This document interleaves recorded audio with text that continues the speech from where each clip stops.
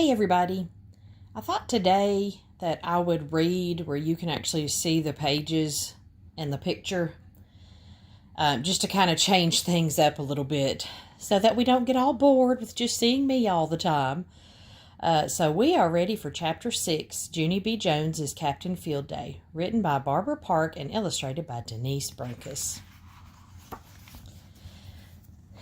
Chapter 6, Losing. Room 9 was not a good sport to me. They kept saying it was my fault we lost the race. I stamped my foot at those people. No, it is not my fault, I said back. My shoe flied off, and so what am I supposed to do? Run in my sock foot? Meanie Jim got close to my face. Yes, you loony bird, he yelled. That's exactly what you were supposed to do. You were supposed to run in your sock foot. I thought very hard about that. Well, what do you know? I said kind of quiet. It looks like Captain Field Day has learned a little something here. Room 9 did a groan. I backed away from them real careful, or else they might tackle me possibly. I backed all the way to Mrs. They're mad at me, I said. They're mad because I lost the race. Mrs. ruffled my hair. It's not your fault, Junie B., she said. Your shoe came off by accident, and besides, Field Day is not about who wins or loses. Field Day is about having fun. I hanged down my head. Yeah, only what's so fun about losing? That's what I would like to know, I said. Just then Mrs. made announcement. Boys and girls, I don't want to hear one more word about winners and losers, okay? Field Day is a day to run around in the fresh air and enjoy the sunshine. We came out here to have fun and get some exercise, and we're not going to care one little bit about who wins or who loses. As soon as Mrs. walked away, new Thelma skipped up right next to me. Room 8 is winning, she said real squealy. Room 8 is beating Room 9 1-0. I made a mad face at her. Yeah, only didn't you hear my teacher, Thelma? I said. Room 9 doesn't even care who wins and loses. Room 9 just came out here to run in the air, so ha-ha on you. Yeah, said Ricardo. Yeah, said Jamal Hall. Yeah, said Lenny. Then all of those people gave me a high five because I made a good point, apparently. Pretty soon the Room 8 teacher blew her whistle again. The next event will be the softball throw, she said. Unlike the relay race, this contest is not going to be a team event. The softball throw is for anyone who wants to join in. If you'd like to see how far you can throw the ball, please form a line behind me. Polly Allen Puffer was the first one in line. I'm a good thrower, he said. I'm probably the best thrower in Room 9, in fact. Lenny lined up next. I'm a good thrower too, she said. Me too, said Jamal Hall. Just then, Crybaby William pulled on my cape because he wanted to whisper again, that's why. I'm not good at this event either, he said real quiet. I don't have to do it, right, Captain? I don't have to throw the ball. I put my arm around his shoulder. No, you don't, I said. You don't have to worry about this at all, William. Polly Allen Puffer is going to win this thing in a breeze for us. Just then a boy from Room 8 jumped in line.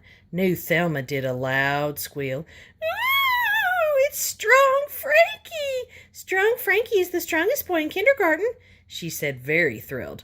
All of us looked at him. Strong Frankie made a big arm muscle. It was largish and roundish. New Thelma cheered and cheered. Go, Strong Frankie! Go, Strong Frankie! Go, Strong Frankie! She hollered. I tapped on her. You are getting on my nerves, madam, I said. New Thelma giggled in my face. That girl is a nitwit, I tell you. Just then, Mrs. clapped her hands together. Okay, everyone, we're ready to begin. The first person to throw the softball will be Polly Allen Puffer from Room 9.